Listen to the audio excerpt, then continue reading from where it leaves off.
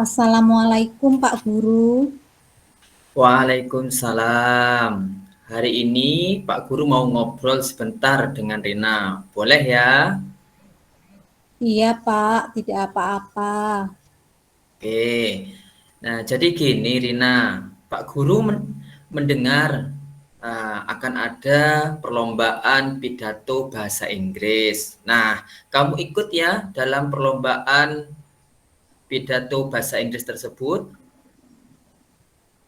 Sebetulnya saya sudah tahu Pak informasi itu. Tapi Pak, saya ini kurang percaya diri dalam mengikuti perlombaan itu. Loh, mengapa kamu mempunyai perasaan kurang percaya diri seperti itu? Padahal Pak Guru tahu kalau kamu punya kemampuan dalam pidato, apalagi pidato bahasa Inggris. Saya sebenarnya memerlukan saran dari orang lain untuk mengikuti perlombaan ini. Ya, alhamdulillah Pak Guru sudah mau mengajak saya berdiskusi tentang masalah ini. Oh, begitu. Jadi, menurutmu apa yang bisa Bapak bantu dan apa yang ingin Rina peroleh dari diskusi kita pagi hari ini? Ayo coba sampaikan. Ya, kalau saya pasti ya Pak ingin menang, tapi bagaimana saya bisa menang? Wong saya mau ikut lomba saja sudah tidak percaya diri. Saya jadi ingin tahu Pak, penyebab saya tidak percaya diri ini apa ya Pak? Oh, begitu. Coba Rina ceritakan pada Pak Guru. Apa yang Rina rasakan dan pikirkan saat ini sampai Rina merasa tidak percaya diri seperti itu. Coba Rina ceritakan. Gini Pak, setiap saya tampil di depan umum, saya merasa kurang percaya diri Pak. Oh, begitu. Apa yang membuat Rina merasa tidak percaya diri? Ya, saya merasa malu. Apalagi kalau pidatonya itu yang seperti lomba itu Pak, tanpa teks. Mana berani saya Pak. Oh, maksudnya Rina tidak percaya diri apabila Rina berpidato tanpa menggunakan teks tulisan seperti itu. Iya Pak, saya tidak percaya diri apabila pidato tanpa menggunakan teks. Oke, coba ceritakan pada Pak Guru apa yang membuat Rina tidak percaya diri lagi ketika berpidato tidak menggunakan teks pidatonya. Saya ini mudah lupa Pak, apalagi kalau sudah grogi. Kalau sudah malu lupa semua. Nah, kalau saya pidato tanpa teks, ya hafalan saya hilang semua Pak. Pasti nanti memalukan. Oh, gitu ya. Berarti jadi Rina terkadang lupa isi dari pidato yang sudah Rina hafalkan dan yang mau disampaikan ketika sudah tampil di depan umum, seperti itu. Iya Pak. Oh ya, Pak Guru mau tahu selama ini yang telah Rina lakukan dalam mengatasi masalah itu apa yang sudah dilakukan oleh Rina? Yang saya lakukan ya diantaranya saya menghafalkan teks pidatonya, terus belajar membaca pidato di depan cermin, itu sudah saya lakukan Pak. Oh, begitu ya. Bagaimana kalau misalkan Rina pidatonya sambil melihat teks pidato? Kalau berpidato sekali melihat teks ya tidak terlalu grogi, ya jadi lebih percaya diri Pak. Oh, berarti Rina sudah tahu ya penyebabnya eh, tidak percaya diri dalam berpidato. Terus ada lagi yang Rina pikirkan yang kira-kira yang menjadi hambatan sehingga Rina merasa kurang percaya diri ketika berpidato. Hmm, Sepertinya tidak ada Pak. Semua teman, guru juga mendukung. Oke, nah kalau sudah tahu penyebabnya, kira-kira apa yang akan Rina lakukan dalam waktu dekat untuk mengatasi masalah-masalah yang Rina hadapi tadi? Apa yang akan dilakukan? Mungkin saya dalam waktu dekat akan konsultasi dengan Pak Jaka itu Pak, guru bahasa Inggris untuk pidato. Dan yang kedua saya mungkin mau buat jadwal latihan sama Pak Jaka Pak. Oh, bagus sekali. Nah, mungkin itu langkah yang sudah bagus ya, yang Rina akan tempuh. Nah, nanti kalau misalkan Rina latihan pidato, boleh ya Bapak sekali-kali melihat, sekali-kali menyaksikan Rina. Mungkin kalau Bapak ada uang lebih nanti tak bawakan makanan dan minuman nanti. Ya. Wah, Bapak baik sekali ya Pak ya. Tentu saja boleh Pak. Oke, bagus. Nah, Bapak suka dengan yang kamu capai dari diskusi ini. Lalu, kira-kira apa komitmen yang akan kamu lakukan dalam menjalankan rencanamu tadi? Kira-kira sebentar lagi saya akan menemui Pak Jaka Pak. Kemudian saya akan membicarakan tentang lomba pidato itu dan membuat jadwal bersama-sama dengan Pak Jaka. Itu Pak. Oke, nah itu mungkin ide bagus sekali. Bapak rasa itu ide yang sangat bagus, hal yang sangat bagus yang akan kamu lakukan. Nah, tetap semangat. Insya Allah kamu pasti bisa mengikuti lomba ini dengan baik. Nah, apa Terima yang akan kamu kasih. lakukan? Lakukan dengan sungguh-sungguh, ya. Belajar dengan sungguh-sungguh, berlatih dengan sungguh-sungguh. Insya Allah kamu pasti jadi juara. Terima kasih ya Pak untuk motivasi dan doanya. Iya, sama-sama tetap semangat ya, Mbak Rina.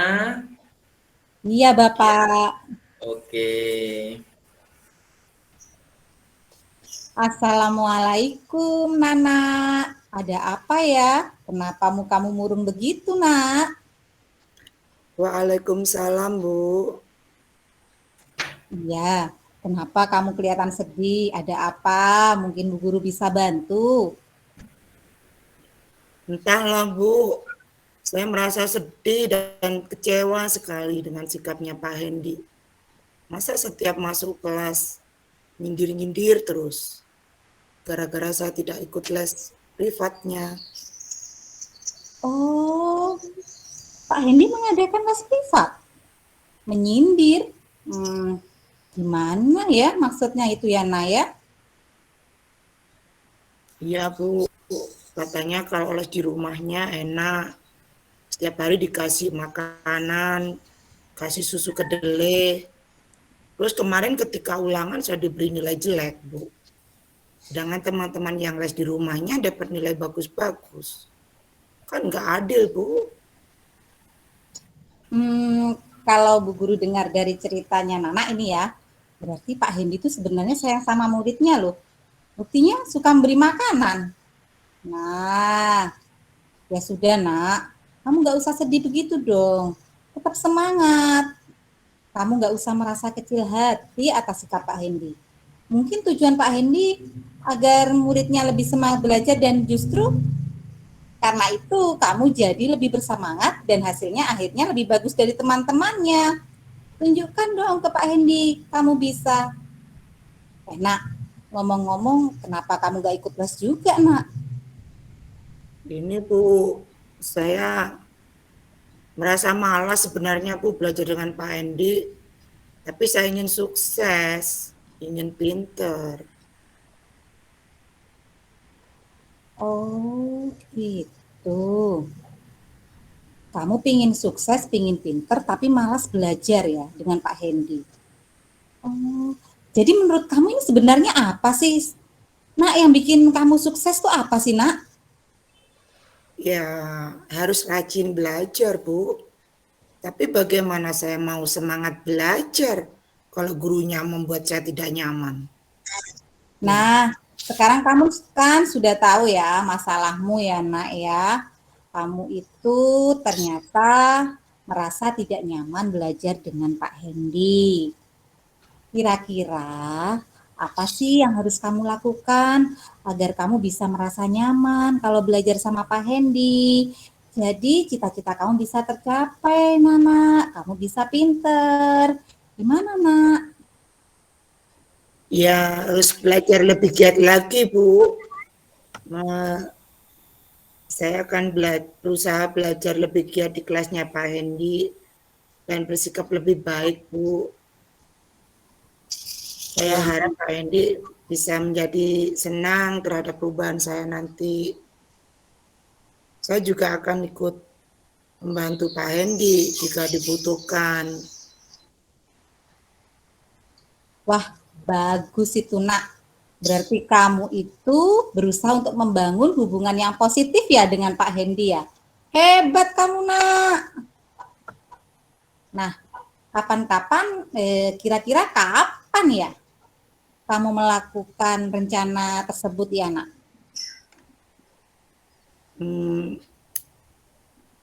Kalau sekarang saya tidak berani, Bu, masih, Bu. Insya Allah besok, Bu. Kebetulan besok Pak Hendy mengajar di kelas saya. Wah, hebat, Nak. Sudah mau mencoba. Semangat ya, Nak. Nak. Kebetulan ya, minggu depan Bu Guru ini ada acara tasyakuran. Nah, Bu Guru juga mengundang Pak Hendy tuh. Kamu hadir juga ya, Nak, biar kita bisa ngobrol bareng gitu. Kalau ngobrol bareng kan bisa lebih akrab gitu. Bisa kira-kira enggak kamu hadir? Iya, Bu, saya usahakan hadir. Terima kasih, Bu. Nana, tadi Nana sudah buat rencana. Sekarang apa yang jadi komitmennya Nana selanjutnya biar Nana ini jadi murid kebanggaannya Pak Hendy seperti yang Nana inginkan. Saya akan rajin belajar dan bersikap sopan terhadap semua guru, Bu, terutama pada Pak Hendy. Karena saya yakin semua guru pasti inginkan muridnya sukses. Iya, sudah. Betul sekali itu, Nak. Anak hebat kamu memang. Sekarang Bu Guru mau tanya ini. Kira-kira yang membantu Nana nanti untuk mewujudkan komitmennya Nana itu siapa ya? Yang selalu mengingatkan Nana gitu. Kan kadang-kadang anak itu lupa ya, Nak ya. Kadang kamu kan lupa mau belajar, kadang capek, kadang juga lupa untuk bersikap sopan gitu kadang-kadang. Itu kan harus ada yang mengingatkan. Kira-kira ada yang membantu nggak, Nak? Bu Guru. Bu Guru. Boleh. Itu kalau Nana percaya sama Bu Guru dan merasa Bu Guru mampu, pasti akan dibantu sama Bu Guru. Nah, tentunya Bu Guru akan memberikan yang terbaik buat kamu. Hanya Bu Guru saja. Nah, kalau di rumah siapa, Nak? Orang tua, Bu, Ibu terutama yang selalu membantu Nana belajar. Bagus sudah, Nak. Rencanamu sudah bagus, komitmenmu sudah kuat. Semoga apa yang kamu usahakan ini tercapai ya, Nak ya. Selalu semangat. Makasih, Bu Guru. Sama-sama. Assalamualaikum, Pak Nanang. Gimana kabarnya? Waalaikumsalam. Alhamdulillah, Bu. Baik. Oh iya, Bu. Ada waktu enggak? Saya mau curhat nih tentang keluh kesah saya. Iya, ada apa Pak Nanang? Kok tampaknya sedang galau nih? Oke, kebetulan saya lagi kosong nih. Monggo, barangkali ada yang bisa saya bantu? Jadi begini, Bu Mut. Saya barusan ditegur oleh Bapak Kepala Sekolah. Beliau menerima laporan dari Pak Pengawas. Ketika supervisi kemarin, saya tidak menggunakan buku teks, tapi saya memanfaatkan benda-benda yang ada di sekitar sebagai bahan pembelajaran. Nah, saat itu Bapak Pengawas memang mengingatkan saya untuk tidak untuk menggunakan buku teks. Ya saya jawab, bahwa meskipun saya tidak menggunakan buku teks, saya tetap mengacu pada kurikulum. Nah, mungkin karena itu Bapak pengawas mungkin merasa tersinggung dan melaporkan kejadian itu kepada Bapak Kepala Sekolah. Terus tujuan Pak Nanang ini menceritakan kejadian ini kepada saya apa ya Pak Nanang? Nah, itu Bu, tujuan saya mau minta pendapat ini Bu, dari Bu Mut, sebaiknya apa ya yang saya kira-kira harus lakukan dengan sikap Pak Pengawas itu dan memperbaiki hubungan saya? Oh begitu ceritanya Pak Nanang. Maaf ya Pak, sebenarnya apa sih alasan Pak Nanang tidak pada waktu mengajar itu tidak menggunakan buku teks? Jadi begini Bu, saya itu sebenarnya ingin menerapkan pembelajaran tentang merdeka belajar, bahwa ketika kita mengajar, kita bebas menggunakan bahan apa saja yang ada di sekeliling kita, sarana pembelajarannya, seperti itu. Wah, bagus itu pemikiran Pak Nanang. Tapi menurut Pak Nanang, apakah itu dapat diterima oleh pihak sekolah? Nah, itu dia Bu. Sepertinya dari pihak sekolah kurang menerima tentang pemikiran saya. Sebenarnya saya ingin membicarakan pemikiran saya ini dengan Pak Kepala Sekolah. Karena mungkin jika Bapak Kepala Sekolah tahu alasan saya, maka cara mengajar saya tersebut dapat diterima. Namun apabila yang terjadi sebaliknya, tidak tahu alasan saya mengajar tanpa menggunakan buku teks, nah itu mungkin yang dapat menjadi pembelajaran bagi saya. Saya sepakat Pak Nanang, komunikasi itu perlu dilakukan agar tidak terjadi miskonsepsi itu tadi. Kira-kira Pak Nanang kapan akan menghadap kepala sekolah? Rencananya siang ini Bu, tadi sudah janjian dengan kepala sekolah. Baiklah Pak Nanang, semoga masalahnya dapat terselesaikan dengan baik. Terima kasih ya Bu, sudah mau mendengarkan cerita saya dan memberikan masukan kepada saya. Pak Nanang, untuk kedepannya saya yakin Pak Nanang ingin menjadi guru yang lebih baik. Kalau boleh saya tahu, kira-kira apa ya komitmen Pak Nanang agar tidak terjadi masalah yang seperti ini lagi? Nah, itu dia Bu, saya ingin sekali Bu menjadi guru yang lebih baik. Nah, komitmen saya nantinya ke depan ini ya, saya ingin selalu menjalin komunikasi, entah itu dengan guru, pengawas, dan kepala sekolah. Dan saya itu pengen Bu berkolaborasi dengan guru-guru, eh, teman sejawat, dan kepala sekolah, terutama tentang pembelajaran ini Bu. Ya bagus itu. Apa Pak Nanang yakin komitmen Bapak dapat membuat Bapak tidak mengalami masalah seperti ini lagi?